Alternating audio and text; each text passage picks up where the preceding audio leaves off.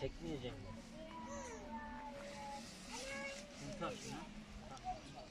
Sakın sen çekme, ben yıkacağım, tamam mı?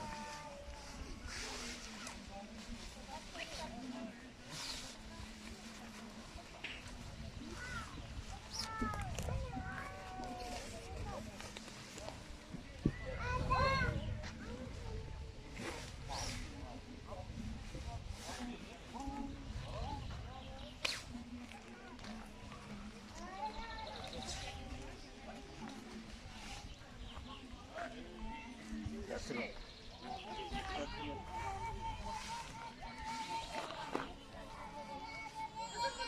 Durmuyor. Orada koyunca durmuyor. Daha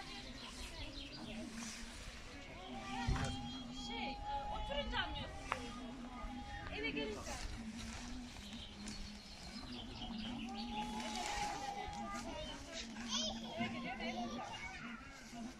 Gel.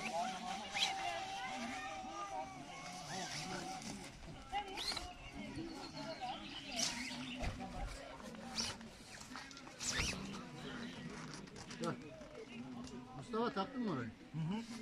Buraya gel o zaman. Ben yırtılır diye